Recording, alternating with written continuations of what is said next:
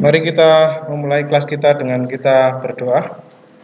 Kami mengucap syukur ya Tuhan, Engkau yang terus memelihara kami sepanjang hari-hari kami dengan berkat-berkat yang Engkau limpahkan kepada kami baik secara jasmani maupun rohani, sehingga kami terus merasakan betapa besar kasih-Mu atas kami. Terlebih hari ini kami dapat berkesempatan untuk belajar kembali salah satu kitab sejarah, kitab Rut, yang membuat kami terus memahami bukti-bukti pemeliharaan Allah di dalam kisah-kisah sejarah umat Allah yang unik, dan pertolongan-pertolongan Tuhan yang unik, serta tipologi penebusan yang kami lihat dalam pribadi keluarga Rut. Kami bersyukur untuk semua kesempatan ini. Kami akan gunakan sebagaimana mestinya, dan biarlah apa yang kami pelajari ini bermanfaat bagi kehidupan kami selanjutnya. Di dalam nama Tuhan kami Yesus Kristus kami berdoa. Amin.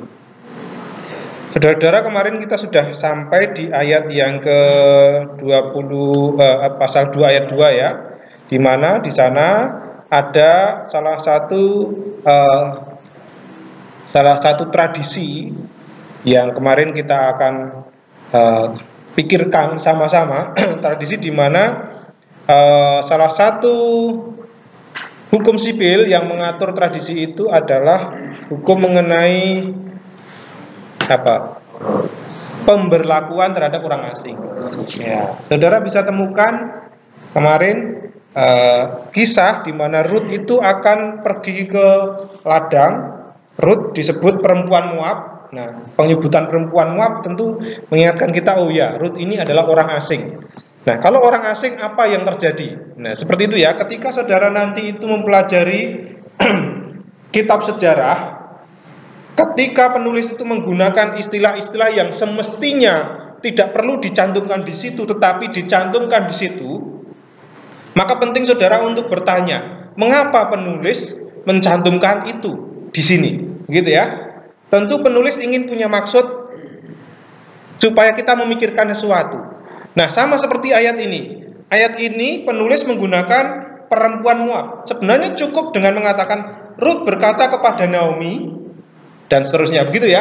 Tetapi di situ dijelaskan identitas Rut sebagai perempuan Moab. Kita sudah tahu sejak awal bahwa Rut itu perempuan Moab.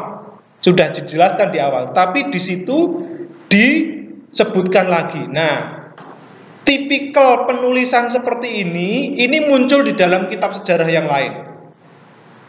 Jadi ketika ada penyebutan keterangan, entah itu keterangan tempat, keterangan waktu, ya, keterangan cara, atau keterangan identitas yang lain, maka wajib bagi kita untuk bertanya, apa sih pesan yang ingin disampaikan penulis. Nah, lalu disitulah kita akan mengetahui makna yang sesuai dengan tujuan penulisan. Oke, nah perempuan Moab kemarin kita sudah pelajari bahwa itu adalah penekanan terhadap identitas Rut sebagai orang asing. Nah, kalau kita sudah ketemu dengan, oh iya, ini Rut orang asing, apa yang saudara lakukan? Apa yang harus ia alami sebagai orang asing itu? Nah, jadi kalau kita nggak tahu hukum sipil yang sudah berlaku, tentu kita akan langsung berkesimpulan, wah ini orang asing, ini susah ini. Begitu ya? Ini susah ini.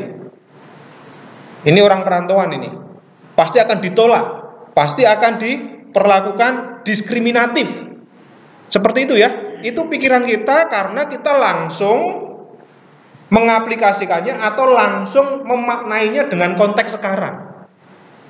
Biasanya kalau sekarang ada orang asing itu sulit untuk bekerja, betul nggak?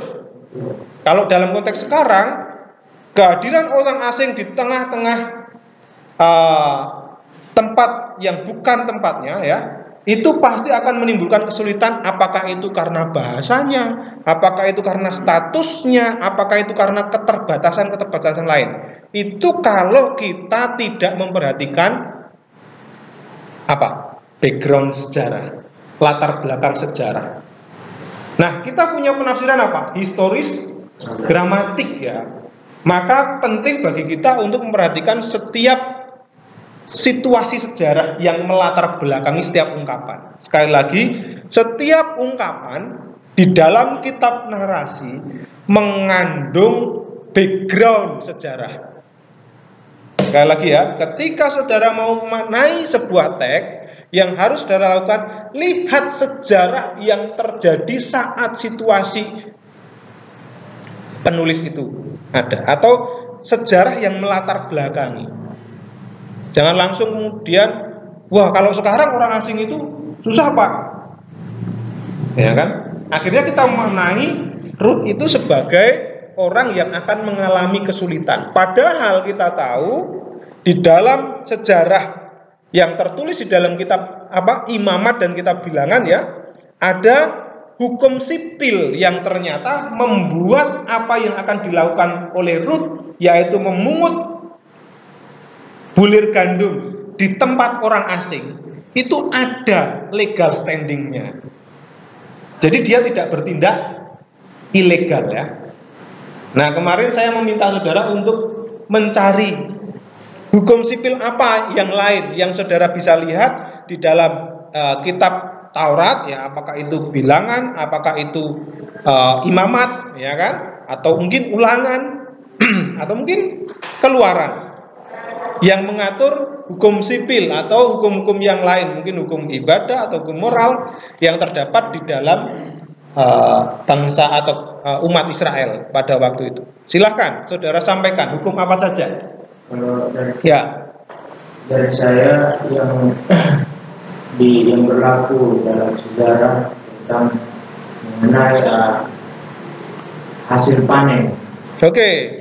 Bukan hanya gandum, tapi bisa anggur, itu sudah diatur. Seperti yang sudah kita ketahui bahwa ada hukum yang mengatur tentang seorang asing yang memiliki hak untuk memungut sisa-sisa dari hasil panen itu. Jadi ketika kayak sang pemiliknya, dia akan memanen, tapi dia akan memisahkan tentang sisa-sisa itu untuk orang asing dan orang miskin juga.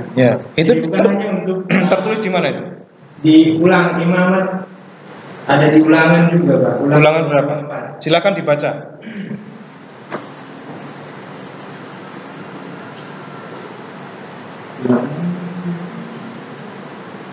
Ulangan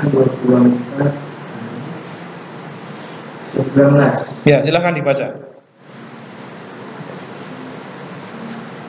Apabila engkau menuai di ladangmu, lalu terlupa seberkas di ladang, maka janganlah engkau kembali untuk mengambilnya. Itulah bagian orang asing, anak yatim dan janda, supaya Tuhan Allahmu memberikan engkau dalam segala pekerjaanmu.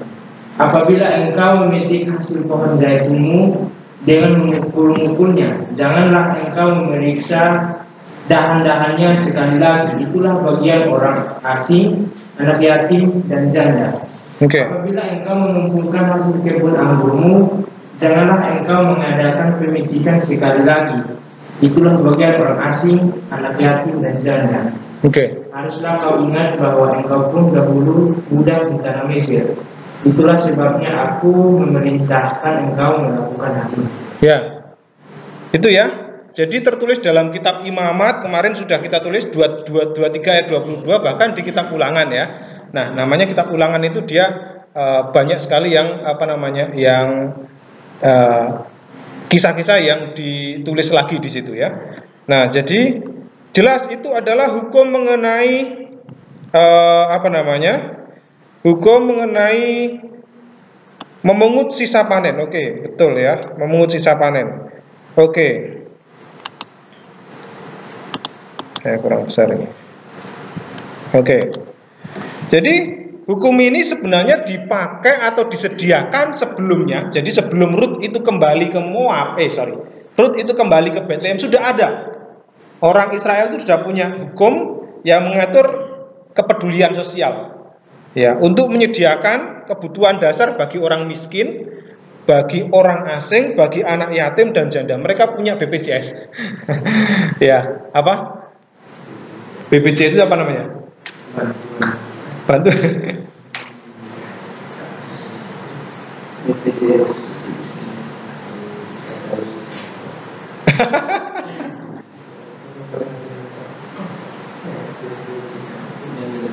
Ya, pokoknya jaminan sosial.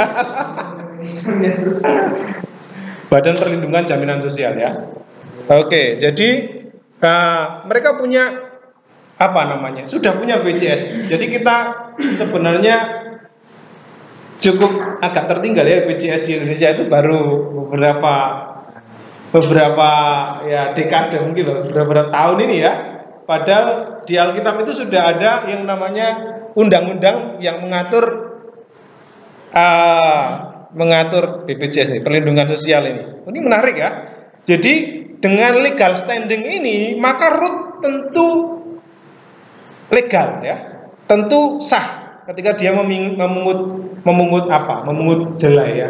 Dia tidak melakukan sesuatu yang ilegal atau yang memalukan atau yang membuat dia harus dicap sebagai sebagai pelanggar hak orang lain. Oke? Nah, jadi itu adalah hukum yang namanya hukum mengenai memungut sisa panen atau gleaning law. Ya, namanya gleaning law. Nah, itu yang terdapat di dalam Imamat 19 dan juga ada di dalam Ulangan tadi yang disebutkan. Ada lagi hukum yang lain, saudara-saudara? Ya, silakan Pak Yermi. Seperti Bapak jelaskan tadi bahwa ketika kita sebagai orang asing pasti kita melakukan perlakuan tidak baik kan? Seperti Bapak jelaskan tadi. Saya menemukan sebuah referensi tentang hukum sipil mengenai orang asing di Keluaran pasal 22 ayat 21. Di sana tertulis, janganlah kau pindah seperti orang asing, sebab kamu dahulu adalah orang asing di tanah Mesir. Jadi kita lihat di sana para pelayan Boas itu memperlakukan Ruth dengan baik, tidak dipindah seperti yang bisa kita lihat sekarang. Sekarang kalau orang asing pasti sangat sulit untuk mendapatkan pekerjaan, sangat sulit untuk bersosialisasi dengan lingkungan sekitar, butuh untuk beradaptasi lebih lama untuk bisa bersama dengan masyarakat sekitar. Oke, bagus. Ayat berapa itu? Pasal berapa? Pasal 22 ayat. Keluaran? Pasal 22 ayat 21. Oke, 22 ayat 21 ya. Oke, bagus. Silakan dibaca. Janganlah kau tindas atau kau tekan seorang asing, sebab kamu pun dahulu adalah orang asing di tanah Mesir. Oke, menarik ini. Janganlah kau tindas orang asing. Sebab kamu dahulu adalah. Oke. Ada referensi lain selain Keluaran itu? Di dalam kitab Ulangan ada? Oke, coba sekarang buka Ulangan 10 ayat 18.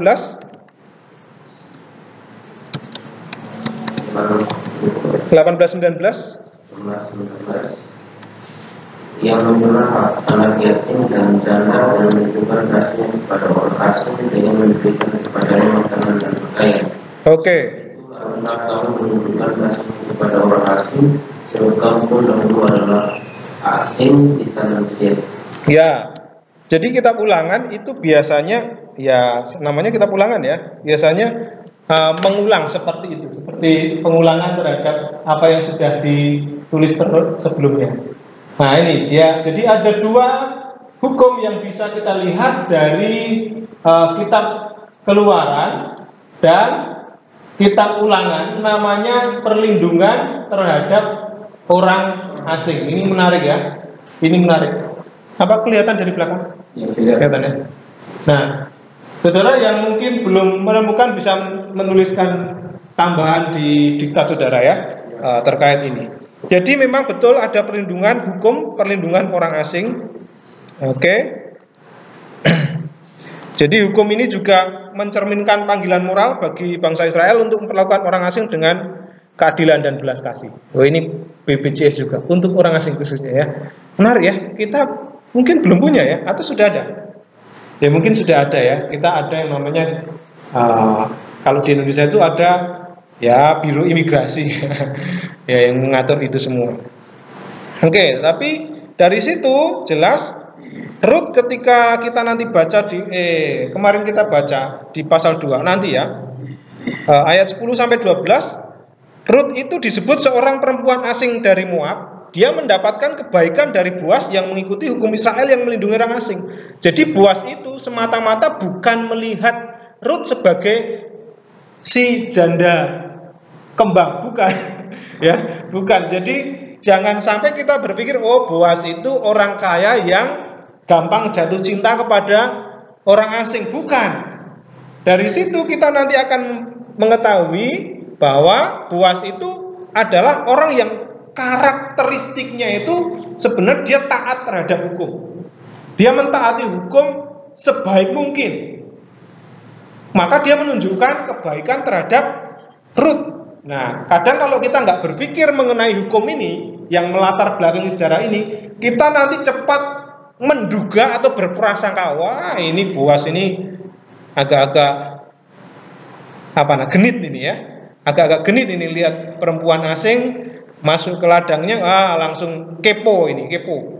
Siapa itu? Nah, nanti kita akan lihat sana. Nah, itu kalau kita tidak mengetahui latar belakang sejarah. Betul ya, di situ ada hukum yang mengatur pemberlakuan terhadap orang asing. Yang ketiga, silakan. Siapa yang mendapatkan? Ada hukum apa lagi? Boleh?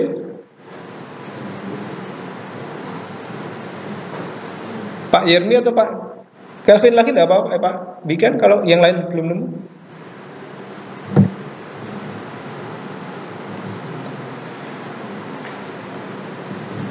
Yang terkait dengan kitab Rut secara keseluruhan, nggak cuma sampai pasal 2.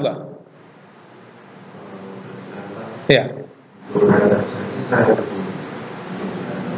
Oke.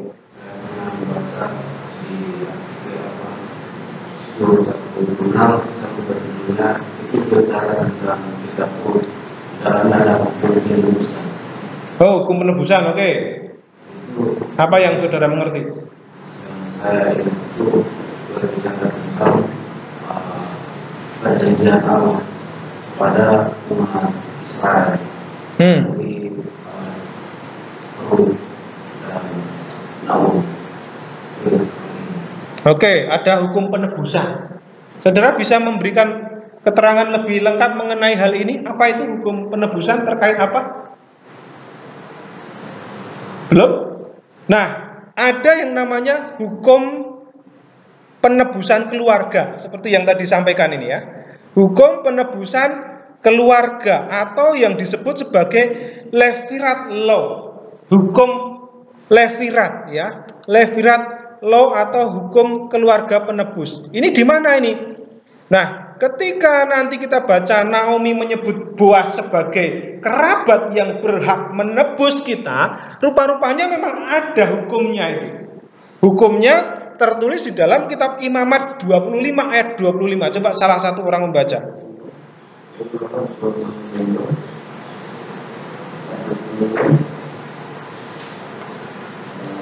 Apabila saudara muda miskin sehingga harus menjual sebagian dari miliknya, maka seorang kaumnya yang berhak menebus, yakni kaumnya yang terbebas, harus datang dan menebus yang telah dijual saudaranya itu.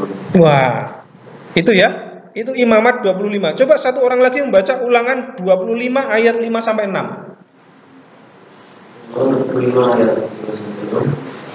Apabila orang-orang yang bersaudara bersama-sama dan seorang daripada mereka mati dan tidak meninggalkan anak laki-laki, maka janganlah istri orang yang mati kawin dengan orang tua yang kemudian keluarganya. Saudara suaminya haruslah menghampirnya dan mengambil dia menjadi istrinya, dan dengan demikian melakukan kewajiban perkawinan. Oke, ternyata sudah ada legal standingnya, hukumnya. Perhatikan, ini namanya termasuk hukum apa? Kalau di dalam kategori hukum, itu hukum moral, hukum ibadah, atau hukum sipil? Ini hukum sipil. Tapi perhatikan, dari hukum sipil ini kita bisa tahu hukum sipil dipakai oleh Allah untuk memelihara umatnya. Jadi hukum sipil bukan semata-mata untuk keteraturan sebuah bangsa, bukan. Kalau dari kisah Rut yang kita baca tadi, ternyata kisah Rut itu terikat atau juga terjadi dalam konteks hukum sipil. Perhatikan, hukum sipil rupanya juga menjadi alat Tuhan untuk memelihara perjanjian dengan umatnya. Ini luar biasa. Ini luar biasa. Jadi bukan semata-mata hanya untuk mengatur atau kepentingan sebuah sebuah bangsa supaya tertib dan teratur, itu bukan, ya kan? Kita sekarang menggunakan hukum apa dari ketiga hukum itu yang kita pakai, hukum yang mana? Hah? Hukum moral. Kenapa? Hukum sipil tidak pakai, kenapa? Karena itu hanya untuk orang Israel saja. Tapi rupa-rupanya sekalipun itu berlaku bagi orang Israel, kita tahu di situ Allah memelihara umatnya melalui hukum sipil yang berlaku di. Bayangkan saudara, kalau seandainya tidak ada hukum sipil, apa yang terjadi? Tidak ada hukum sipil yang ketiga itu, yang mengatur tentang hubungan orang asing atau terhadap fakir miskin, janda dan anak yatim tadi. Ya, kalau di Indonesia ada Undang-Undang Dasar Undang-Undang Dasar pasal yang ke-20 berapa tuh? Fakir miskin dan anak-anak terlantar dipelihara oleh negara. Wah, itu pasal 27 kalau tidak salah ya. Itu dulu saya masih ingat sekali. Itu disuruh menghafal undang-undang. Ya. Kalau enggak 27 ya sekitar itulah. Ya, saya lupa. Ya, tetapi ada. Bayangkan kalau tidak ada hukum sipil yang mengatur itu semua. Mungkinkah Ruth bisa mencukupi kebutuhan dirinya sebagai orang asing dan sebagai fakir miskin? Sulit sekali. Cara Tuhan melihara unik ya, dengan hukum sipil. Jadi sekalipun itu hukum sipil, itu bisa dipakai Tuhan untuk melihara umatnya. Kita punya hukum sipil, saudara.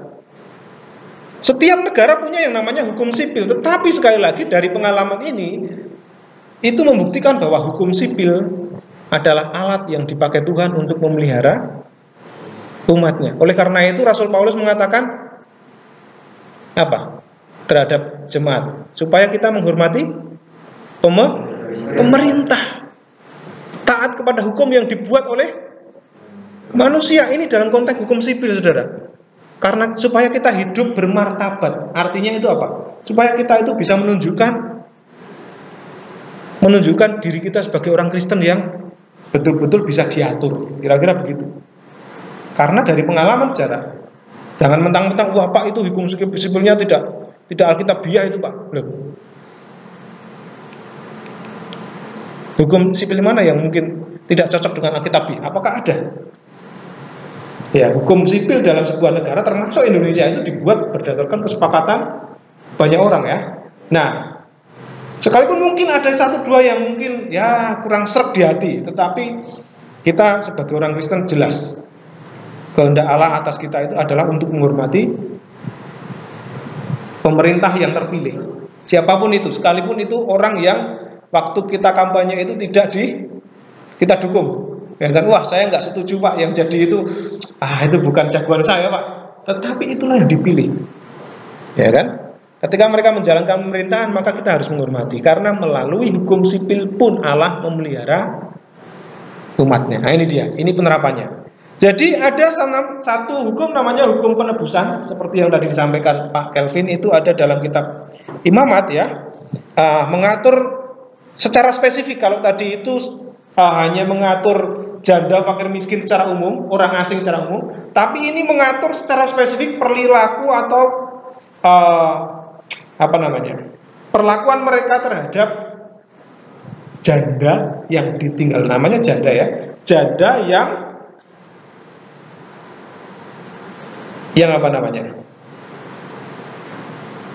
ditinggal mati oleh suaminya. Itu di dalam kitab Ulangan. Apabila ada orang-orang bersaudara tinggal bersama, lalu salah satu dari mereka mati dan tidak punya anak laki-laki. Wah, ini ada aturan khusus ya. Ada aturan khusus. Kemudian salah satu mereka mati tidak punya anak laki-laki, istri yang kau tinggalkan itu jangan kawin keluar. Pertanyaannya adalah, mungkinkah Ruth tahu hukum Levirat ini sehingga dia merasa, jangan-jangan nanti ada kerabatnya yang masih bisa menjadi goel, menjadi penebus saya nanti. Ya sebenarnya tipis sekali, karena Naomi pernah bilang, saya itu nggak punya siapa-siapa lagi, saudara iparmu sudah nggak ada. Kalaupun saya punya anak sekarang lalu menjadi adik iparmu, mosok kamu mau menunggu adik ipar yang baru lahir, kan begitu ya? Nggak mungkin. Tapi jelas di situ sudah ada hukumnya. Kemudian ternyata hukum itu tidak hanya berlaku bagi seorang yang tadi. Apabila saudaramu jatuh miskin, perhatikan ini, dan menjual sebagian dari miliknya, maka penebusnya yang terdekat harus datang menebus milik saudaranya. Wah, ini menarik ini. Saya nggak tahu apakah di tempat saudara sama. Kalau ada saudara yang mau jual tanah, itu biasanya pamitnya ke keluarganya dulu. Betul nggak? Ada ya. Tapi kalau di Jawa ini sudah mulai luntur. Siapa yang punya duit duluan, itulah yang berat. Sekalipun dia bukan kerabat. Jadi duit menjadi prioritas. Ya, dulu kalau beberapa tempat di Jawa itu masih mempertahankan. Ya, masih mempertahankan seperti itu. Jadi kalau ada batas wilayah, karena biasanya yang berbatasan itu masih keluarga, nanti ditawarkan ke orang yang terdekat dulu, keluarga dulu. Saya mau jual tanah ini, kamu beli nggak? Nah, kalau tidak, berikan kepada yang sebelahnya lagi, saudaranya lagi yang lain. Kalau saudaranya sudah tidak ada, barulah dijual ke orang yang lebih jauh.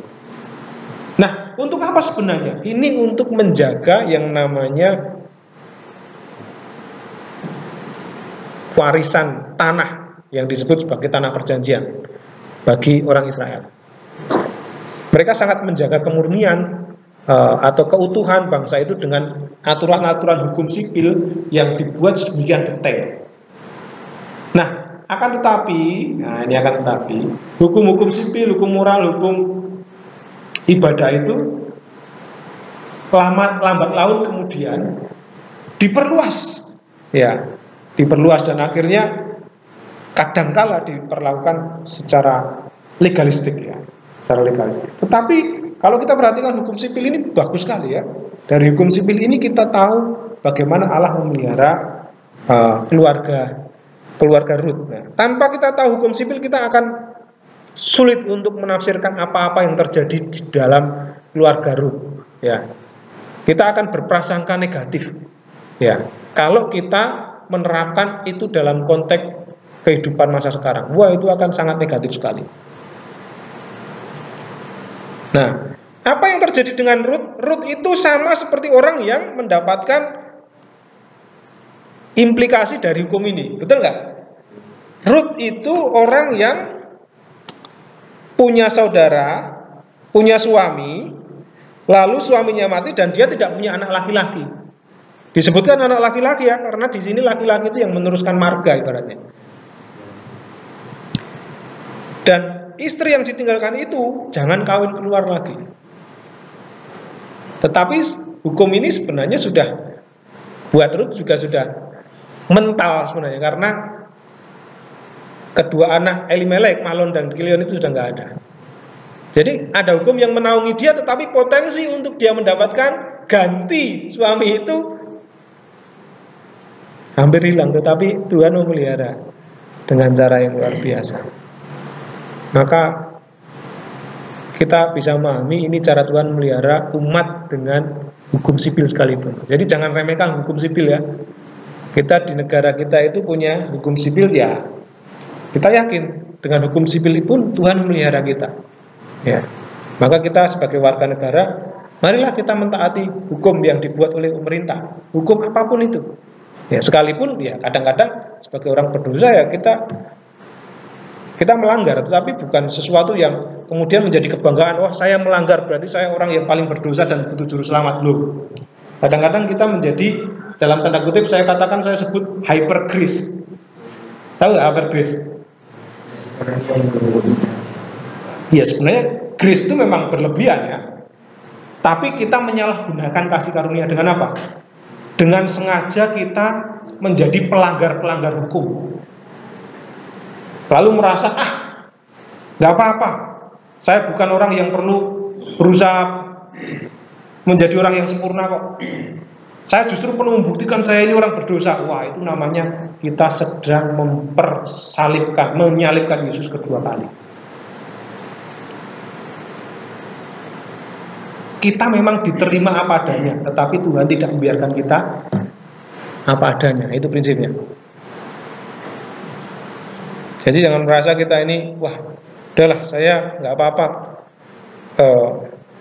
gagal terus dalam menjalankan hukum perintah kehendak Tuhan. Toh juga ada pengampunan. Itu namanya kita sedang menyalahgunakan kasih karunia. Ingat Rasul Paulus menuliskan di dalam kitab, ya, bolehkah aku terus-menerus bertekun dalam dosa supaya makin besar kasih karunia itu? Jawabannya tegas, sekali-kali tidak. Nah itu dia. Oke, kita lanjut. Ada satu hukum lagi, yaitu yang namanya hukum untuk hak waris. Nah ini lebih spesifik lagi ya, hak waris bagi janda. Nah ini nanti akan kita jumpai ketika kita membaca Rut pasal 4 ayat 5-6. Ini mengenai diskusi antara Boas dan kerabat yang lebih dekat mengenai hak menebus tanah Elimelek, yang terkait dengan memperistri Rut untuk melanjutkan keturunan Elimelek nanti.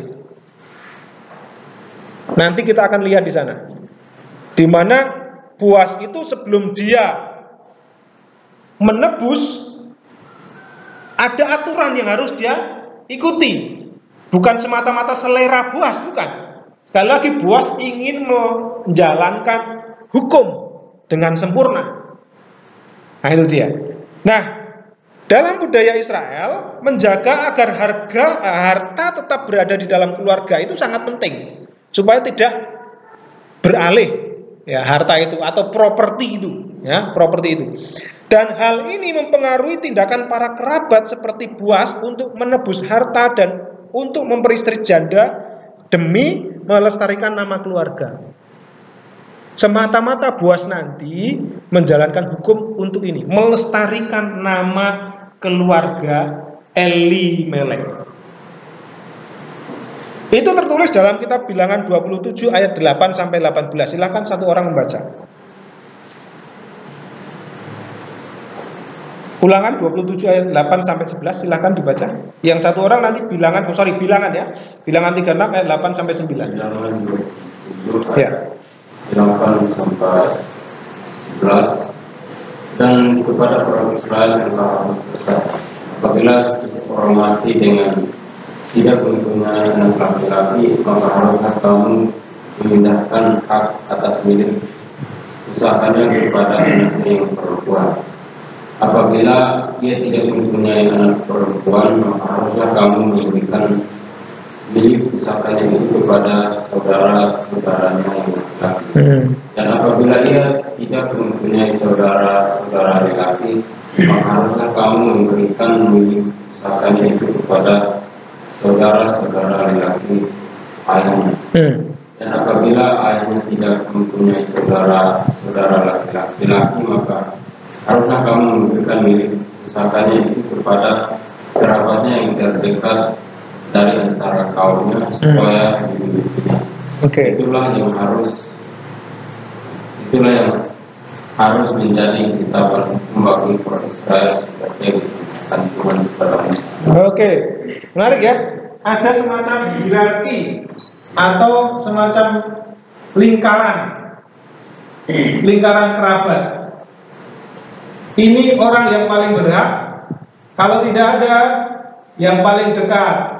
Kalau tidak ada keluarga itu, ya lebih jauh, makin jauh lagi. Enggak langsung lompat ke sini, enggak. Nah nanti Boas itu mungkin posisinya dia ada di sini. Dia harus melalui hukum ini, melalui orang-orang yang lebih dekat, punya hubungan yang lebih dekat ini.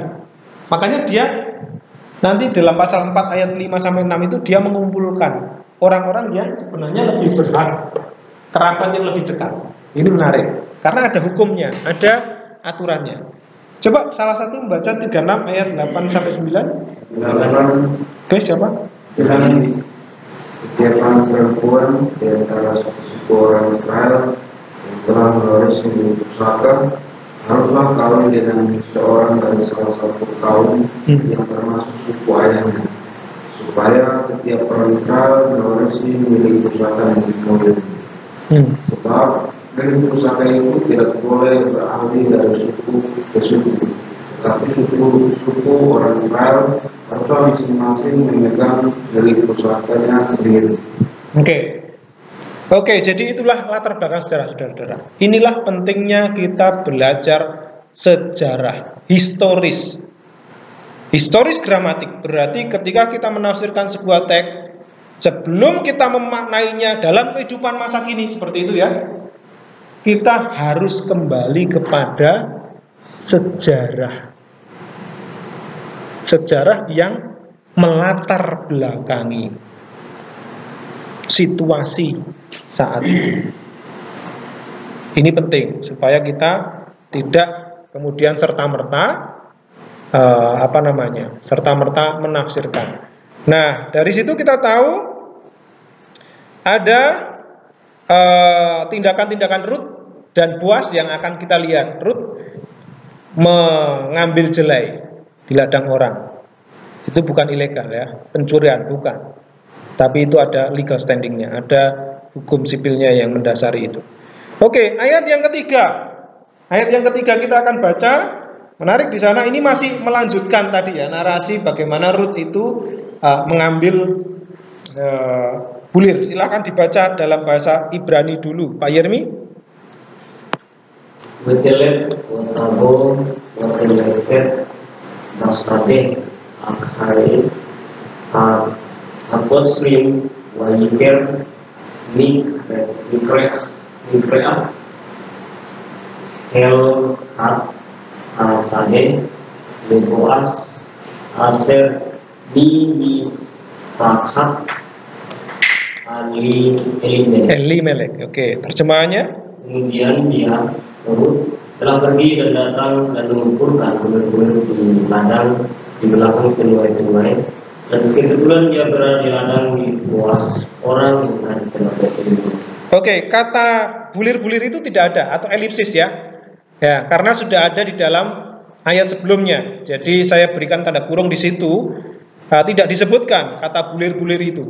Hanya mengumpulkan saja. Tetapi karena kita tahu dari konteks dan itu sebagai bentuk elipsis, tidak perlu ditulis lagi. Atau sebuah penghilangan yang disengaja karena kita tahu dalam konteks, maka di situ ditambahkan kata bulir-bulir. Nah, ini ada dua kalimat. Yang pertama itu menjelaskan realitas. Tadi baru rencana, ini realitasnya. Ya, realitasnya akhirnya Rut benar-benar mengumpulkan itu dan itu legal. Nah, menariknya tidak dilanjutkan dengan keterangan mengenai apa yang dilakukan di sana. Tetapi penulis langsung mengatakan dan kebetulan. Kebetulan ini sebenarnya datang dari kata apa nih? Wayiker Mikra, Wayiher Mikrea. Ini idiom. Ini dua kata yang kalau mau diterjemahkan secara literal di sana, kalau wayikra ini dari kata kara ya, wayikera itu menjumpai, lalu mikrea ini perjumpaan, menjumpai peristiwa, kira-kira begitu. Dan dia menjumpai peristiwa, kira-kira begitu. Ini idiom ya, artinya kebetulan. Kebetulan. Ini menarik. Ini keterangan waktu, saudara. Keterangan waktu. Jadi, keterangan waktu itu ditaruh oleh penulis di situ untuk mengantarkan kita kepada satu pemikiran lagi. Loh, kok ada kebetulan? Apa yang ingin dimaksudkan oleh penulis? Coba kalau kita nggak tulis kebetulan, nggak pakai kebetulan, cukup dengan kata apa kira-kira? Dan ia berada di ladang Boaz, gitu aja ya. Itu cukup saja. Dan ia berada di ladang Boaz, orang yang dari keluarga Elimelek. Apa maknanya kebetulan? Nah ini penting saudara untuk kita berhenti sejenak lalu memikirkan sebenarnya apa sih maksud penulis menaruh kata kebetulan di sana. Nah ini saya tambahkan dalam diktat, ini baru ya beberapa hari ya saya menambahkan keterangan ini. Ya, karena sekali lagi diktat itu bukan sesuatu yang berhenti. Jadi tahun ini akan berbeda dengan diktat tahun sebelumnya atau tahun sesudahnya. Jadi saudara nanti bisa update diktat. Ya, kalau saudara perlu update diktat, saudara tinggal WA saja, Pak, perlu update diktat dong, ya, gitu ya. Saudara, saya beri akses untuk update diktat ya, selama saudara masih melayani di gereja Lutheran atau melayani untuk mewartakan Injil, ya kan? Ya, saya tidak bisa membatasi saudara nanti. Kalau saya harus memaksakan saudara, ya nanti saya yang salah ya. Nah, tapi saudara berhak untuk update diktat yang saya buat. Oke, sekali lagi, apa sih makna kebetulan? Apa pentingnya penulis menaruh kata kebetulan? Nah, kebetulan ini kita bisa melihatnya dari dua perspektif ya, dua cara pandang. Kalau dari sisi manusia, kata kebetulan itu berarti ketidaktahuan manusia ya. Ya namanya kebetulan ya. Ketidaktahuan manusia. Jadi ya. Oh ya. Apa itu? Oh, ini ulang tahun ya. Kenapa hanya saya saja? Bagaimana dengan yang lain? Saya tidak mungkin tega untuk makan ini kalau saya sendiri. Tapi makasih ya. Makasih. Ya, paling tidak nanti semua bisa mencolek sedikit-sedikit. Oke, ini intermezzo ya. Intermezzo. Ya, Bu Rika kemarin ulang tahun ya, hari Minggu kemarin. Oke, kembali ke sini. Jadi kata kebetulan itu menunjukkan bahwa kejadian Ruth berada di ladang buas itu adalah kejadian yang terjadi tanpa disengaja atau tanpa rencana tertentu, seperti peristiwa yang terjadi secara random, acak. Jadi Ruth itu tidak tahu siapa pemilik ladang itu. Nah, tapi kebetulan di sini menarik kalau dilihat dari perspektif Allah. Kalau dari perspektif manusia tentu ini mencerminkan ketidaktahuan ya. Ini mencerminkan ketidaktahuan baik dari Ruth maupun dari tokoh-tokoh yang lain. Itu nggak tahu semua. Kalau tiba-tiba nanti Ruth ada di situ, ya Boaz juga nggak tahu nanti akan ada Ruth di situ. Ruth juga nggak tahu kalau itu ladang Boaz. Naomi pun nggak tahu kalau Ruth itu ternyata ada di ladang Boaz. Dan Naomi tidak pernah menyuruh, nanti kamu coba cari ya ladangnya Boaz ya. Enggak seperti itu. Enggak. Tapi dari sisi manusia ini ketidaktahuan. Menariknya, kalau kita pikirkan kebetulan ini dari perspektif ilahi, maka ini kita bisa maknai sebagai providensi atau pemeliharaan Allah. Ya. Karena kalau kita lihat secara keseluruhan, endingnya atau akhir dari kisah itu, kita tahu bahwa Ruth itu akhirnya menikah dengan Boaz. Berawal dari mana? Berawal dari perjumpaan mereka di ladang. Benar ya? Apakah itu direncanakan? Tidak. Tetapi ini adalah cara Tuhan memelihara umatnya melalui satu peristiwa yang namanya kebetulan. Nah, ini menarik ya. Nah, jadi kalau dari perspektif manusia mungkin itu tidak tahu, tidak terencana. Tapi dari sisi Tuhan menjelaskan bahwa tidak ada yang terjadi secara kebetulan atau tidak ada tujuannya. Semuanya diatur demikian rupa. Kita menganggap itu kebetulan, tapi sebenarnya ini bagian dari rencana, bagian dari cara Tuhan memelihara umat. Nah, jadi penulis mungkin sengaja menggunakan kata kebetulan itu untuk menunjukkan bahwa dalam rencana Allah sekalipun tanpa acak, sekalipun tanpa seperti kebetulan random, tetapi ini adalah bagian dari rencana rencana Allah. Ini luar biasa menarik ya. Jadi ini dari kebetulan. Nah, saya mau mengajak saudara untuk sejenak ini berinteraksi. Kira-kira kebetulan-kebetulan lain apa yang ada dalam kitab Rut, dalam narasi Rut yang mungkin sudah kita baca atau mungkin yang saudara pernah baca di kemudian ayat ya. Apakah saudara bisa melihat ada kebetulan apa lagi yang dialami oleh Rut dari sejak awal? Menurut kita kebetulan, tapi itu adalah cara Tuhan memelihara. Apa saja? Kebetulan terjadi kelaparan. Kebetulan, oh iya, kebetulan suaminya mati. Apakah itu kebetulan? Ya, apakah itu direncana? Enggak kan? Kalau dari perspektif manusia kita nggak tahu apa yang terjadi dengan kematian. Itu menyedihkan. Siapa sih yang suka dengan ditinggal suaminya?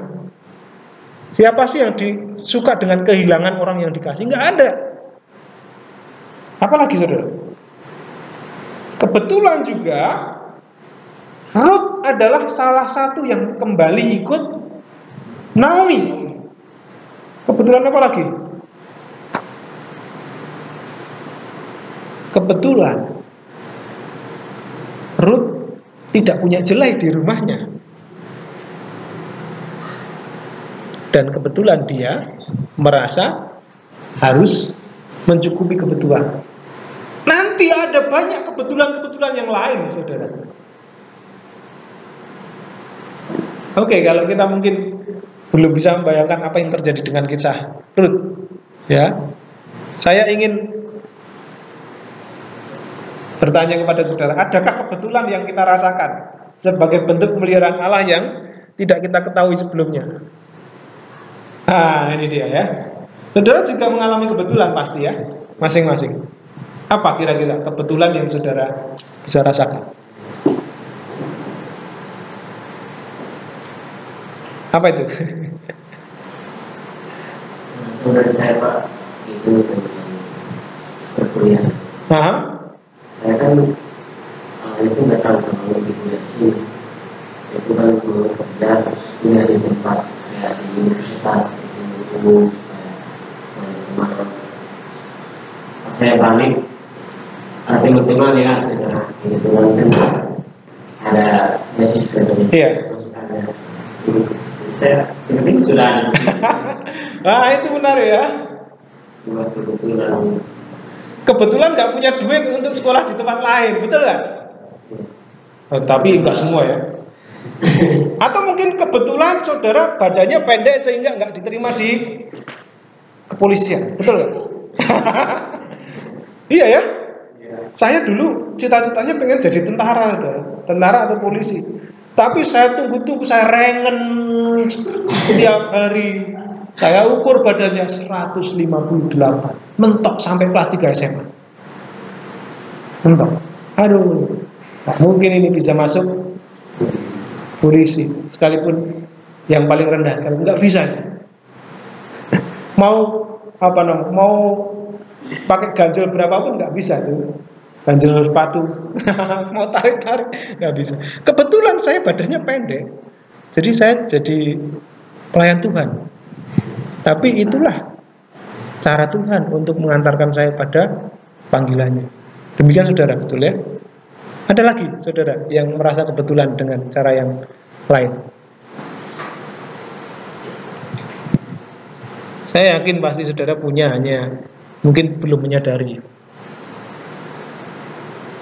Ada?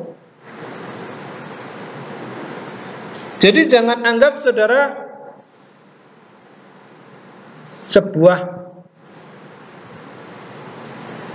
sesuatu yang tidak bisa saudara pilih itu sesuatu yang ya akhirnya saya di sini. Bukan ya. Bukan sesuatu kekalahan, bukan sesuatu nasib buruk sehingga saudara sampai di suatu titik, bukan. Tapi itu adalah semua kebetulan yang diatur diberikan oleh Allah bagi hidup saudara.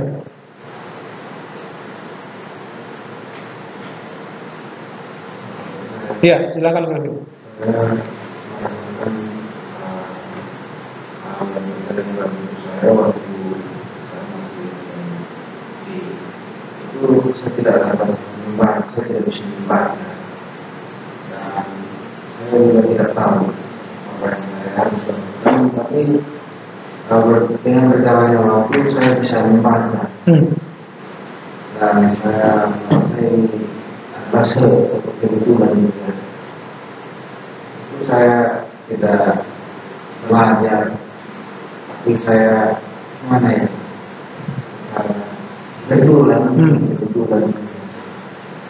kebetulan dalam hal sampai tempat ini ya, iya. Karena tidak diterima tempat lain, nilainya kurang baik begitu. Iya. Ya bisa jadi. Bisa jadi unik-unik ya, unik-unik saudara. Nah, saya rencana sebelum masuk sini itu saya mau kuliah di tempat lain. Tapi saya pikir saya tidak berguna. Nah itu dia, saudara. Jangan merasa saudara ini menjadi, ya kampus ini kadang-kadang, kampus teologi dimanapun, bukan hanya kampus ini. Kampus teologi itu biasanya menjadi tempat tujuan akhir setelah tidak diterima di kampus-kampus lain. Betul nggak? Yang ya nggak semua ya, nggak semua. Ada yang memang betul-betul mau dari awal untuk belajar teologi itu banyak, saudara. Dia punya uang, anaknya orang kaya raya, ya kan? Dan mau sekolah teologi, bayar lagi.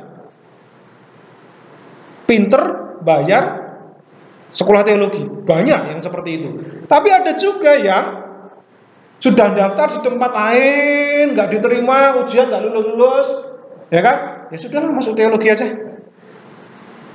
Cuman diwawancara, masuk, ngisi formulir, ya kan? Ujian tertulisnya gampang, ya kan?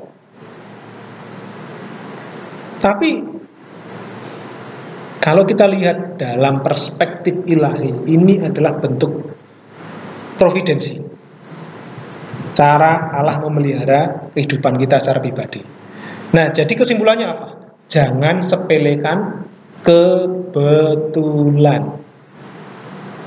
Jangan sepelekan sesuatu yang membuat kita itu ada sampai titik ini dengan hal-hal yang mungkin tidak kita duga dan kita merasa udahlah sampai di sini. Semua itu adalah cara Tuhan untuk melihat hidup saudara. Benar ya? Ini yang membuat kita seharusnya tetap semangat. Tuhan sampai sekarang ini masih terus membuat kita itu menjadi orang-orang yang akan dipersiapkan menjadi pelayannya. Nah itu dia. Jadi jangan merasa rendah diri. Kalau rendah hati harus, tapi rendah diri itu jangan. Rendah diri itu beda dengan rendah hati ya. Rendah diri itu tidak percaya diri. Oke, itu apa yang kita pelajari dari pasal 2 ayat 2 sampai 3 mengenai hal-hal yang terkait dengan hukum sipil dan peralihan narasi. Kebetulan dia berada di ladang buah. Sekarang kita akan melihat atau mengajak saudara melihat satu tokoh utama yang dikarakterisasi melalui seorang yang namanya Boas. Karena tadi disebutkan kebetulan dia berada di ladang Boas. Lalu beralih itu fokusnya kepada Boas. Ayat 4 sampai 9 kita akan baca. Saya berharap 4 sampai 9 kita baca dulu ya. Mulai dari Calvin ayat 4 dilanjut sampai ayat 9 untuk melihat karakteristik Boas. Boas Bani Bekem Bayomer Lakor Seri Nai Simakem Bayomeru Lo Bebaraka Adonai. Oke. Boas dia telah datang dari Bethlehem dan mengatakan kepada orang-orang yang menuai, Tuhan bersama dengan kalian. Oke. Mereka berkata kepadanya, kiranya Tuhan memberkati. Oke, saudara pikirkan dari ayat ini karakter apa yang ditampilkan oleh seorang Boas. Nanti ya kita akan diskusikan. Kita akan baca dulu di dalam ayat yang kelima. Tapi saudara pikirkan karakter apa di dalam ayat 4 ini yang terlihat di dalam diri Boas. Ayat yang kelima dibaca dulu Pak Bensuf. Boas menaruh orang Indonesia Al-Borim Lemi Hana Arah Hazor. Ya, Lemi Hana Arah Hazor. Oke. Kemudian Boas berkata kepada bujangnya yang ditempatkan di atas mereka yang panen bersaudara laki-laki dengan siapa wanita ini. Ya, Lemi atau dengan siapa atau bersama siapa atau mungkin milik siapa atau keluarga siapa, milik kepunyaan siapa. Le itu bisa menunjukkan kepemilikan ya. Ya, jadi dia bukan bertanya siapa nama, ya kan? Tapi dia bertanya, dan pertanyaannya itu bukan mi saja, tapi le mi. Perhatikan ya, le mi. Apa maknanya le mi? Kalau mau kita terjemahkan literal, to whom atau bersama atau kepada siapa atau kerabatnya siapa, mungkin kira-kira seperti itu ya. Karena perempuan itu kalau dalam konteks hukum sipil orang Ibrani, dia adalah orang yang memiliki hubungan dengan laki-laki. Bahkan dia ini disebut sebagai semacam milik laki-laki, milik orang lain begitu ya, milik sang laki-laki, milik suaminya. Kira-kira begitu. Jadi tidak disebutkan siapa itu, bukan. Tapi dengan siapa atau dia bersama-sama dengan siapa. Nah, kira-kira begitu ya. Yang ditanya Boas seperti itu. Pikirkan karakteristik Boas di sana. Pikirkan karakteristik Boas di sana. Ayat yang ke-6, kita lihat dulu. Silakan Pak Bire dibaca.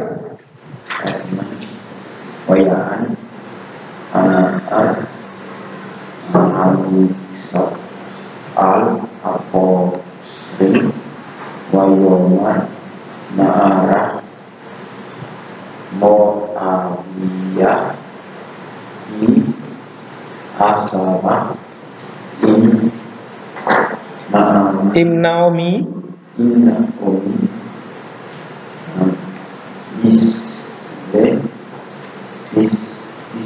Misde Moab.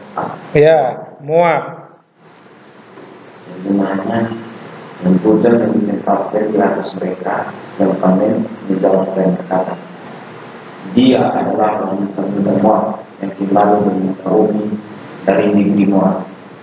Oke, ini ya. Jadi jawaban Na'ar, jawaban pemuda atau bujang atau ya mungkin bisa disebut sebagai tangan kanannya ya, karyawannya Boas ini menjawab bukan langsung namanya ya. Oh, dia namanya Ruth. Ya kan? Boas pun nggak nanya nama ya. Tapi yang ditanya adalah identitasnya. Identitas keluarganya siapa atau dia bersama siapa. Dan Na'ar itu menjawab, pemuda itu menjawab, dia wanita muda, bukan menyebut namanya ya. Hi hasaba im Naomi, yang kembali bersama im Naomi, dengan Naomi. Yang disebutkan Naominya dulu, dari negeri Moab. Apa pentingnya negeri Moab ini? Untuk menunjukkan status dari Ruth ini, bahwa dia memang orang asing yang punya hak untuk memungut jelai itu. Ya, itu dia. Satu sisi Na'ar itu ingin mengingatkan kepada Boas mengenai seorang yang namanya Naomi. Nah, ini dia. Yang disebutkan bukan namanya Ruth. Oh, ini ceweknya namanya Ruth, bukan begitu ya. Nah, jadi jangan berpikir bahwa Boas itu langsung jatuh cinta pada pandangan pertama terhadap orang asing, lalu kemudian kepo. Itu siapa itu? Nona itu siapa? Bukan begitu ya. Kalau kita berpikir dengan konteks sejarah masa kini, wah ini dasar Boas ini tuan tanah yang agak-agak genit juga ini ya kan. Tapi yang ditanya Lemi, Bersama siapa atau dengan siapa? Keluarga siapa? Kira-kira begitu. Keluarga siapa? Kerabat siapa? Dan sang pemuda juga tidak menjawab namanya. Oke, perhatikan siapa Boas atau bagaimana karakteristik Boas dari situ. Oke, nanti kita akan diskusikan setelah kita selesai membaca ayat 9 ya. 7, silakan Pak Wikian dibaca. Ayat yang ke-7, wa tomer ala katana wa sepekti ba'amari akari hakoseri watobu hata emot me'ot haboker wa'at we'at hata sifta habayi me'ot ya, oke, me'ot itu boleh ya dibaca me'ot ya. Karena itu bisa kami satu ya. Oke. Dan dia bujangnya berkata kepada Boas, mohon biarkan aku mengumpulkan, yaitu saya akan mengumpulkan antara berkas jelai di belakang mereka yang panen. Dan dia datang dan tetap dari saat pagi dan sampai sekarang. Ini adalah rumah kecil untuk tempat tinggalnya. Nah, ini agak sulit ya dipahami, ini agak sulit. Jadi perhatikan di sini, kalau dalam bahasa Indonesia kira-kira terjemahannya seperti apa? Silakan dibaca ayat 7 dalam ITP. Dan dia berkata, izinkanlah kiranya aku mengumpul dan mengumpulkan jelai dari antara bekas-bekas jelai ini di belakang dengan begitulah dia datang dan terus sibuk dari pagi sampai sekarang, seketika pun ia tidak berhenti. Oke, jadi bujangnya tadi menyampaikan apa yang disampaikan oleh Rut ya. Jadi bukan bujangnya yang meminta izin kepada Boas, bukan ya, tetapi bujangnya tadi berkata apa yang disampaikan Rut kepadanya.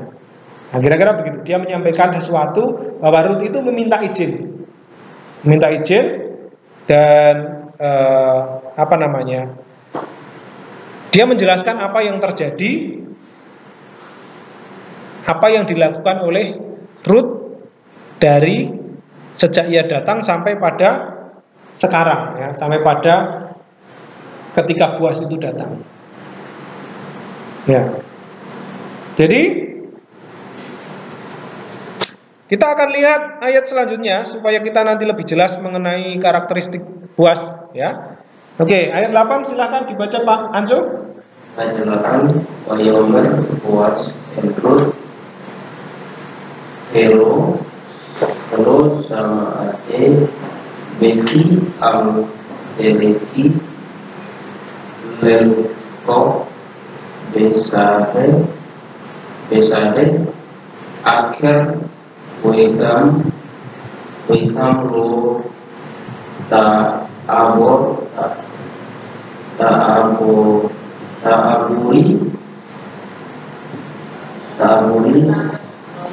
Mitse Weko Dedebakem Im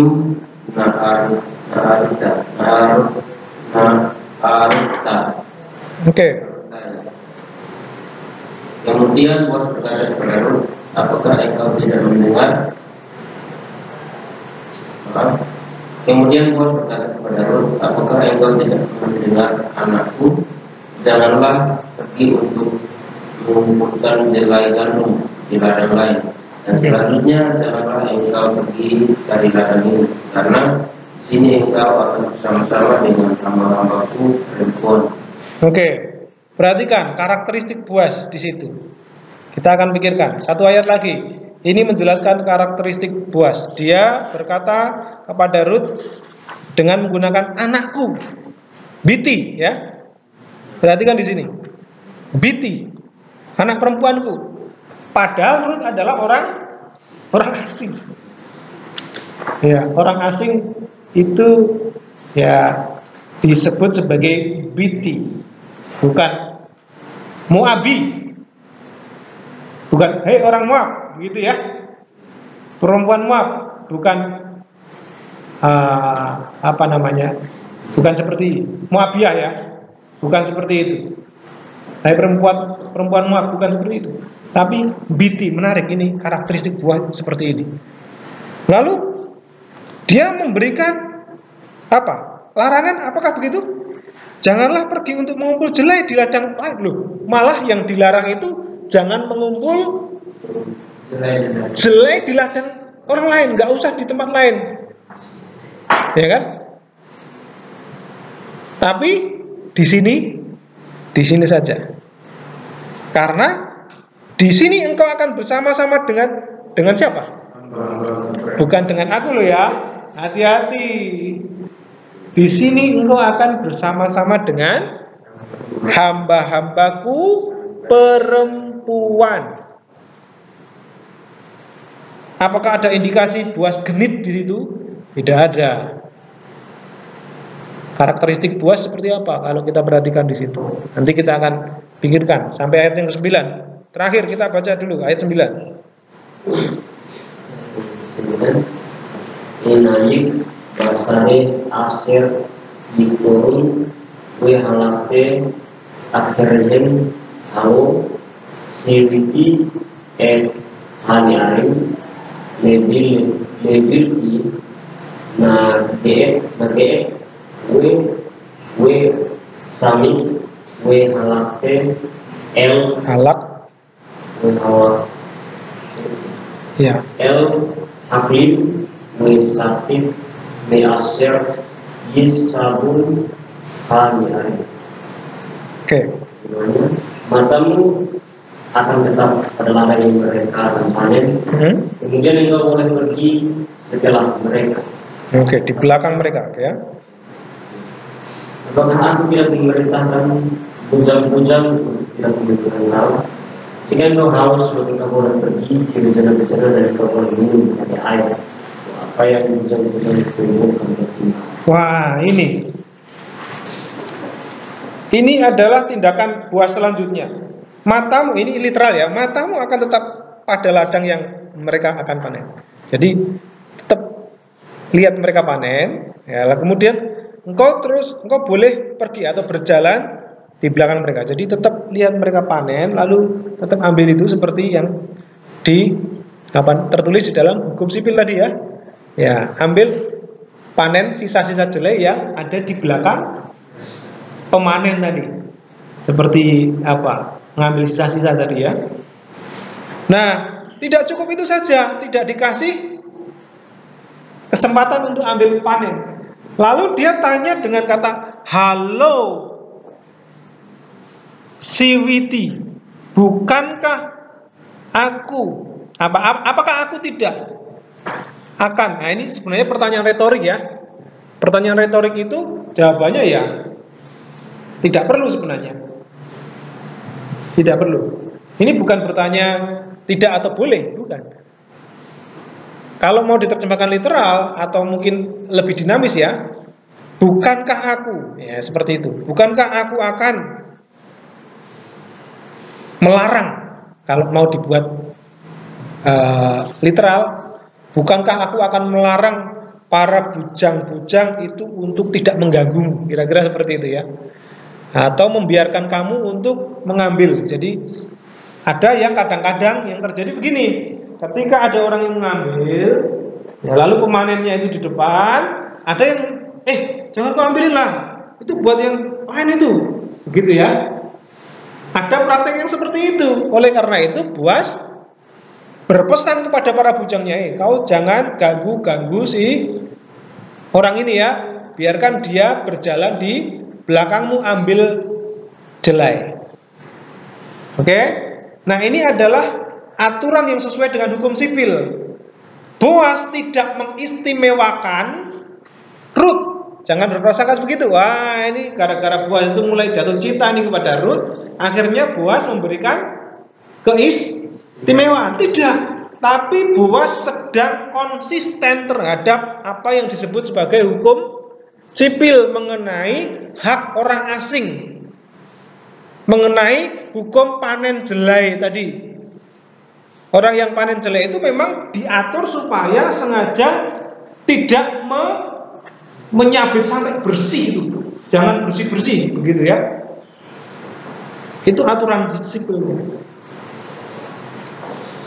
Jadi buas itu sedang menjalankan hukum secara konsistensi.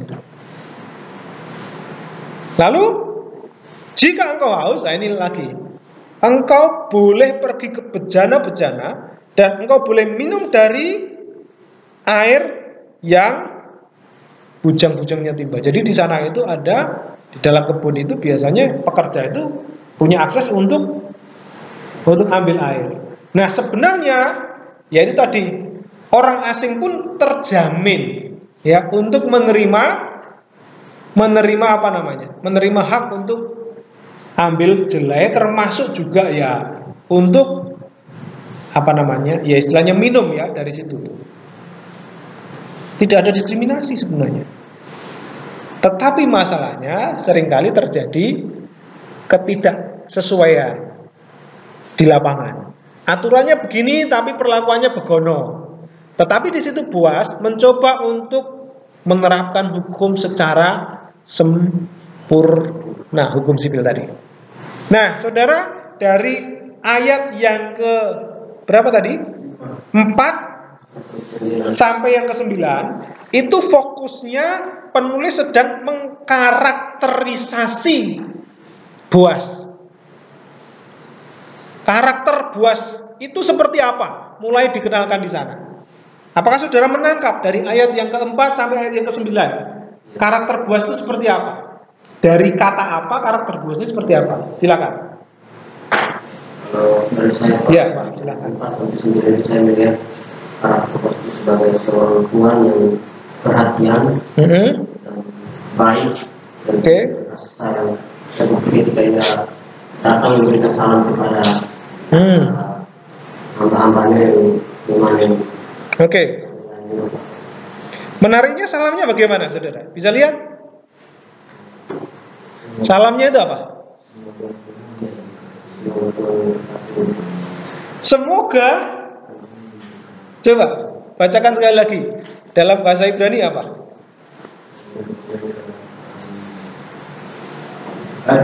Ayat 4.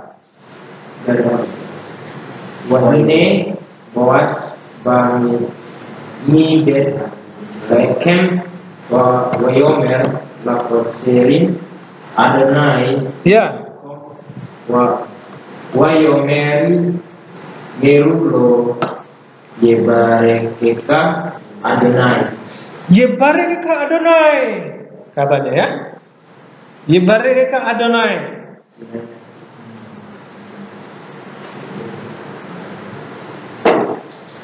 Itu sautnya ya. Tapi Boas berkata imakem, Adonai imakem, Tuhan beserta engkau. Lalu para bujangnya Yebarekeka Adonai, Tuhan memberkatimu, tunggal ya. Tapi Boas mengatakan imakem ya, Adonai imakem, Tuhan beserta kalian. Salam seorang bos kepada anak buah, mengatakan ya barik. Apa karakteristiknya tadi Pak Yermi? Dari situ kita tahu ya, Boas itu oke. Dari ayat 4 ini ya. Ada yang lain?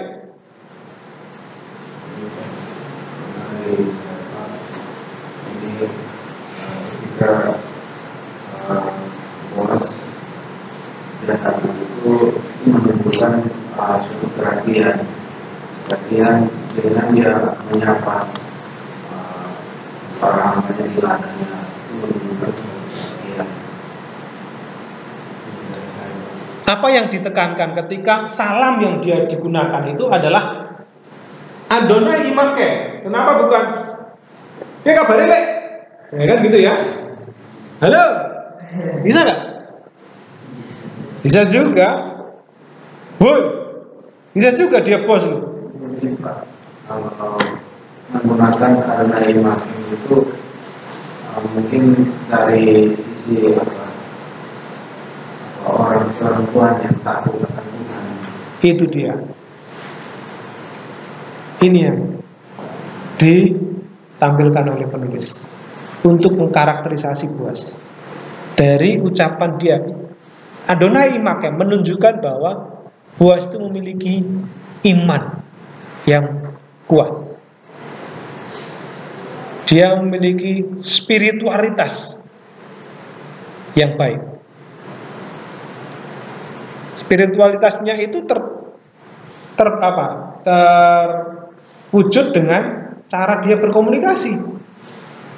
Ini bukan masalah kebiasaan ya, mungkin memang dia biasa ya seperti itu. Ini kalau di Indonesia menggunakan salam selamat pagi, ya kan, boker tov, bukan boker tov. Kalau itu udah lain. Atidah, kalau kalian bertanya boker tov, atidah. Saya cuma jongkok-jongkok saja.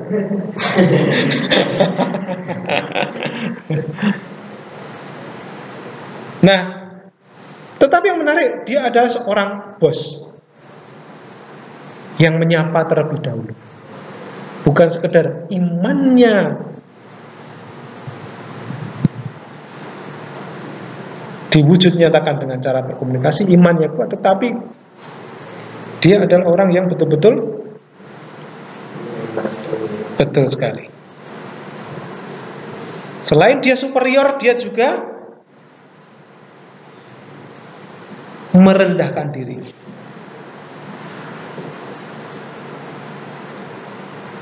Apa buktinya merendahkan diri? Seharusnya bos itu kan disapa dulu ya. Biasanya datang sambil naik kuda, ya kan? Begitu ya.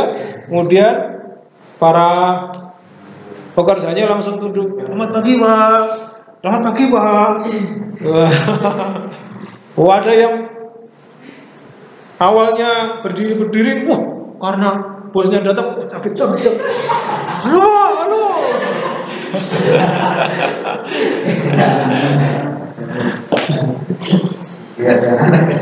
Itu kalau di tempat lain, ya kan?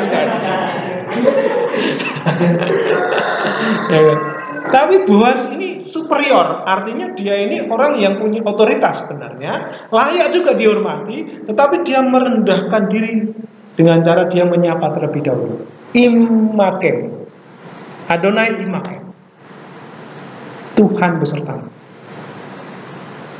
Bukan sekedar selamat pagi, bukan sekedar yang rajin ya, bukan begitu ya. Dan iman Boaz pun dijawab dengan Yebarekeka Adonai, Tuhan memberkatimu. Dari situ kita bisa tahu karakteristik yang pertama dari seorang Boaz. Kalau saya tulis di sini adalah dia adalah orang yang memiliki iman yang kuat, ayat yang keempat. Salamnya, Tuhan menyertai engkau, Adonai Imakem. Nah, ini seharusnya kalian ya, bukan Imakem ya. Tuhan beserta kalian. Ini menunjukkan bahwa ia adalah seorang yang hidup dalam kesadaran akan kehadiran Tuhan, karena Tuhan beserta. Kehadiran Tuhan dalam kehidupan sehari-hari. Sekalipun mereka sedang pangkas-pangkas jelai, sedang panen, dia sadar bahwa Tuhan itu hadir beserta dengan mereka. Ini luar biasa ya. Jadi tidak menganggap kehadiran Tuhan itu hanya di bait suci, hanya di sinagog, ya kan? Tetapi sekalipun ada dalam ladang yang sedang beraktivitas kehidupan sehari-hari, Tuhan beserta. Ini hanya orang-orang yang betul-betul memiliki iman yang kuat, orang yang merasa seperti itu. Ya, ini juga menunjukkan hubungan rohani antara Boaz dengan pekerja ya. Bukan seperti bos dan karyawan biasa. Yang kedua, kalau kita perhatikan di ayat yang kelima, ini pertanyaan, siapakah perempuan ini? Atau yang lebih tepatnya ini apa? Bukan siapakah perempuan ini, bersama siapa atau dengan siapa? Ya. Ini literalnya tadi ya. Kalau dalam bahasa Indonesia mungkin siapakah perempuan ini gitu ya dalam ITP. Ya, tapi literalnya terdapat preposisi le mi. Ya, begitu ya. Bukan hanya mi saja. Ini menunjukkan perhatian dan juga kepedulian terhadap orang lain. Karena dia mungkin baru pertama kali berjumpa dengan orang itu. Kalau yang lain mungkin sudah pernah dia lihat, tetapi ada orang yang baru dia lihat di situ, karena tadi Ruth juga disebutkan baru pertama kali masuk ke ladang ya untuk memungut jelai. Ya. Lalu yang ketiga, dari ayat 6 sampai 7 kita bisa melihat karakteristik Boas itu sebagai orang yang penuh penghargaan, bukan hanya menghargai tapi penuh penghargaan. Dari mana kita tahu? Boas tidak hanya bertanya atau tidak hanya menanyakan identitas Ruth, tetapi dia juga mengakui kerja keras Ruth yang diceritakan oleh bujangnya tadi. Ruth dijelaskan oleh bujangnya sebagai seorang yang bekerja terus-menerus dari sejak pagi sampai Boas datang. Nah, ini menunjukkan bahwa Boas itu orang yang menghargai kerja keras dan dedikasi. Sekalipun kerja kerasnya itu untuk dirinya sendiri. Boas nggak dapat apa-apa. Ketika ada orang asing yang memungut jelai di tempat ladangnya, si Boas itu nggak mendapatkan apa-apa. Hasil yang dia pungut itu sepenuhnya dibawa oleh orang asing itu, menurut hukum seperti itu. Tidak ada hukum yang mengatur seorang pemungut jelai itu nanti 50%-nya dikasih kepada pemilik. Tidak ada. Apa yang didapat oleh orang yang memungut jelai itu sepenuhnya dibawa. Tapi Boas, sekalipun dia tidak mendapatkan apa-apa, dia mengatakan,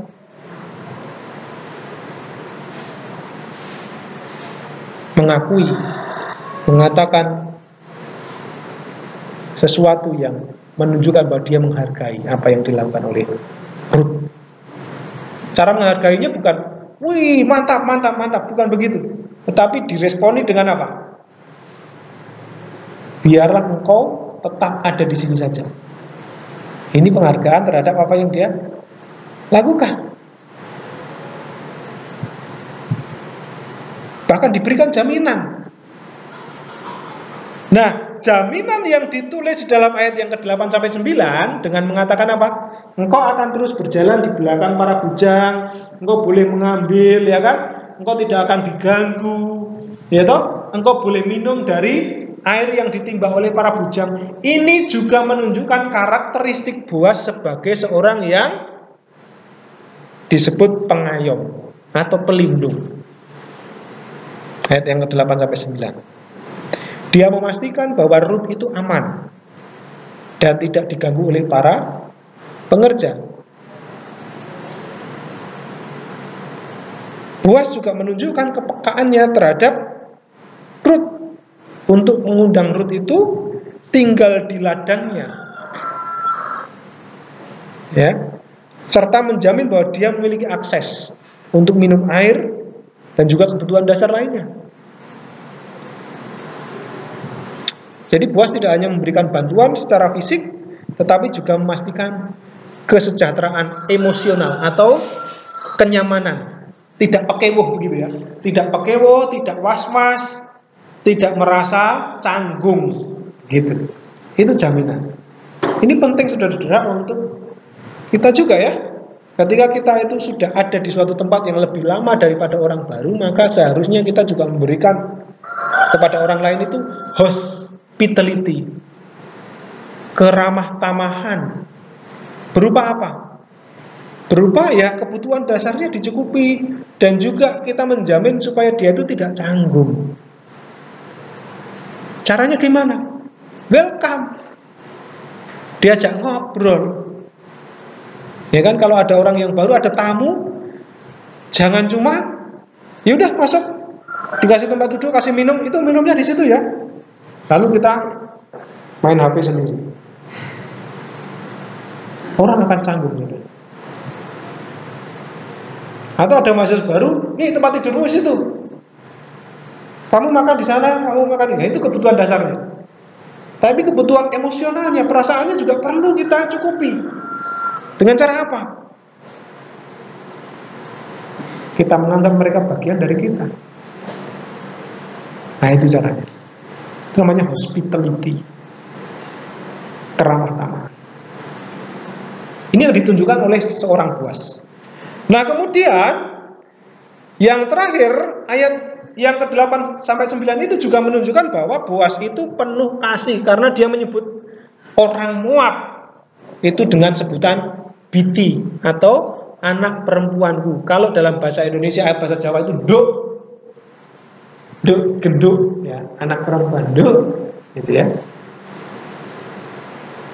anak perempuan. Kalau di NTT apa? Kalau anak perempuan itu, anak, begitu, anak. Veto, unveto. Oh, kalau sama orang yang lebih muda biasanya panggil anak gitu ya. Sekalipun bukan anaknya, biasanya panggil anak begitu ya. Untuk anak laki-laki dipanggil anak ya. Anmone. Wah, saudara perhatikan, kalau orang sudah disebut anmone, rasanya gimana? Rasanya sudah dianggap sebagai keluarganya, bukan orang lain. Sekalipun kita tidak kenal, tapi ketika orang menyebut kita anmone, anak,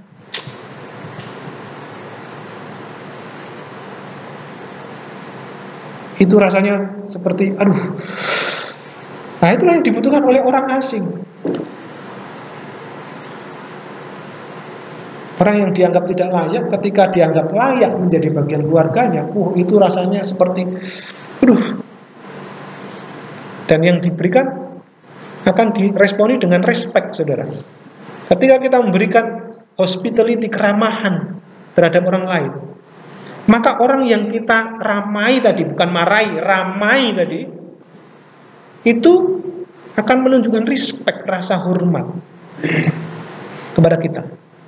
Sekalipun kita hanya tidak memberikan apa-apa, tetapi kita hanya menyebut dengan kata anmoni, anakku, saudaraku, hei adik. Kalau ada mahasiswa baru, adik, itu sudah seperti aduh, saya di. Tapi bayangkan kalau ada anak baru, wah, kita kerjain dia ya. Hei, apain kau situ? Kita kerjain maksudnya apa? Dia tidak akan menunjukkan rasa respect pada saudara. Dia hanya menunjukkan respect karena belum punya kesempatan untuk membalas apa yang saudara lakukan. Nah, itu dia. Jadi kepada siapapun saudara, sekalipun itu kepada junior, kepada inferior atau orang yang lebih rendah, tunjukkan hospitality kita.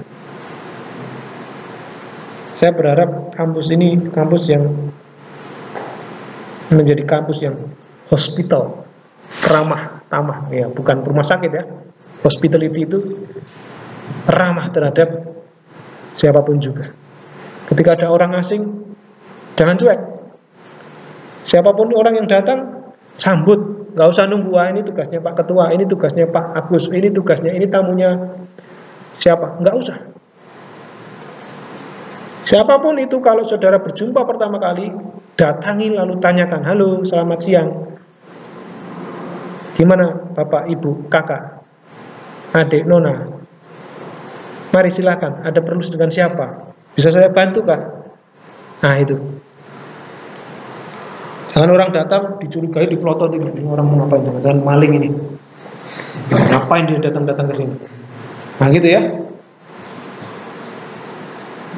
Itu dia. Kalau dia mau datang bawa berkat, sudah kalian pelototin begitu, balik ya, balik, nggak jadi, enggak lah, orangnya sombong-sombong, ya kan? Nah itu saudara. Nah ini karakteristik buas. Waduh, tinggal 7 menit lagi, 7 menit lagi ya. Karakteristik buas. Menurut saudara, pertanyaannya adalah, apakah karakteristik buas ini cocok untuk dikatakan sebagai seorang goel atau penebus yang baik? kerabat yang baik.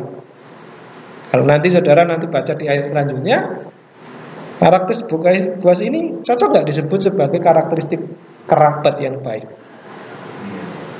Sangat cocok sekali. Dia adalah Goel. Ya memang belum tahu ini ternyata dia Goel itu belum tahu dia. Tapi karakteristik Boasnya itu ditampilkan dengan begitu jelas, dan dari situ kita bisa melihat baik secara spiritual maupun secara sosial dan ketaatannya terhadap hukum itu. Boas adalah orang yang betul-betul cocok, ideal. Nah, pertanyaan kedua, apakah karakteristik ini dapat mengantarkan kita memahami peran penebus yang dibutuhkan bagi kaum yang lemah? Seandainya belum ada perjanjian baru nih saudara, atau seandainya kita baca perjanjian baru tanpa konsep penebus dalam perjanjian lama, kita hanya mungkin menggambarkan penebus itu seperti orang di pasar apa namanya, di pasar hutang. Seringkali kita menggambarkan kata penebus, ya, itu seperti orang yang sedang disandra oleh orang, ya kan? Disandra oleh orang, lalu harus dibayar dengan jumlah tertentu, baru orang itu dilepaskan. Sama seperti kalau Yesus itu dikatakan menebus manusia. Pertanyaannya, yang nyandra manusia siapa? Apakah iblis? Wah, ini menarik ya. Berarti Yesus membayar kepada iblis kalau begitu.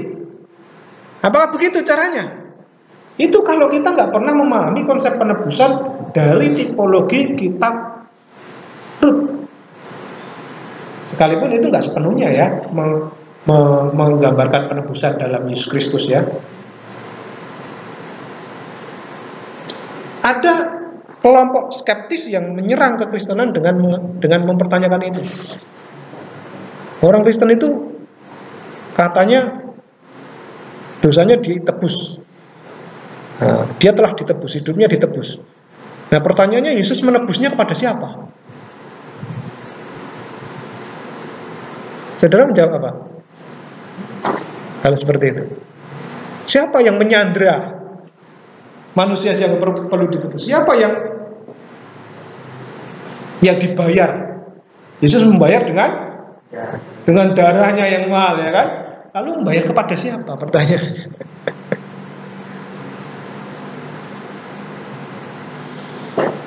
Bingung ya? Hati-hati saudara, sudah mau semester 8 ini ujian komprehensif ini sering ditanyakan ini kristologi ini ya. Dan ini menjadi isu yang juga sering diragukan oleh kalangan-kalangan yang ya skeptis tadi terhadap iman Kristen. Yesus menebus kepada siapa? Membayar apa? Dosa-dosa manusia itu kepada siapa? Kalau yang namanya transaksi itu kan ada yang bayar, ada yang dibayar, betul nggak? Yang menebus Yesus, lah pembayarannya kepada siapa? Wah, nanti dibaca lagi ya diktat kristologinya ya. Kalau bingung diktat kristologinya dibaca. Oh ya, silakan. Kalau pertanyaan itu, saya pikir tentu dia membayar lunas dosa-dosa manusia, dan kepada siapa dia membayar? Saya pikir kepada Allah, karena dia sebagai Allah juga, tapi dia ingin untuk menebus semua dosa manusia. Itu adalah suatu pembayaran. Oke, saya mengutip video TikTok orang yang mau mendiskreditkan iman Kristen. Dia mengatakan begini, upah dosa itu apa? Maut. Berarti Yesus menebus manusia dari Maut. Siapa ya penguasa maut itu? Iblis. Berarti Yesus membayar kepada loh. Gimana saudara-saudara? Konsepnya begini, kalau ada seperti itu, kita ketika di awalnya itu manusia itu berdosa terhadap siapa? Manusia itu berdosa terhadap Allah. Di sini manusia sudah berdosa. Nah, ada Yesus yang menebus manusia. Nah, kepada siapa Yesus menebus manusia itu? Yang kepada Allah. Dan melalui Yesus, Dia memperbaiki hubungan kita dengan Allah. Dia menebus kita dari dosa-dosa kita, sehingga kita diangkat menjadi anak-anak Allah. Ya. Oke, maka seharusnya konsep penebusan itu tidak hanya sekedar diilustrasikan seperti seorang penjual dan pembeli, saudara. Seharusnya konsep penebusan itu diilustrasikan seperti seorang yang berhadapan dengan hakim. Kita tidak membayar kepada hakimnya, tetapi kita membayar kepada ketetapannya, undang-undangnya, bahwa upah dosa itu undang-undangnya adalah maut. Siapa yang membuat undang-undang? Bukan iblis.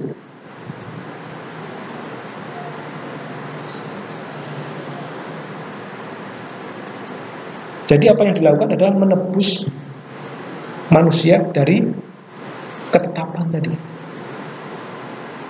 Nah itu dia. Bukan kepada hakimnya. Orang yang dituduh, kamu maling mangga, kamu didenda, saya denda 5.000. Kamu tidak membayar kepada saya, saudara. 5.000-nya itu tidak kepada saya, tetapi kepada ketetapan, yaitu dia, kepada undang-undangnya. Nah ini, undang-undangnya mengatur bahwa ini harus 5.000. 5.000 masuk mana? Kemana? Kas yang wah, itu ilustrasi.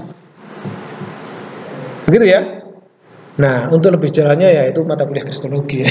Itu saya ilustrasi saja. Tetapi dari sini kita tahu, dari kitab Rut ini kembali kita dikenalkan dengan namanya konsep penebusan dari sebuah hukum sipil.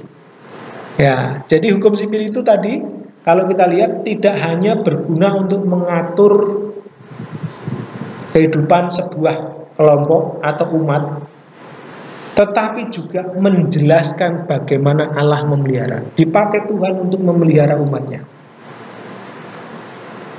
Ini menarik ya.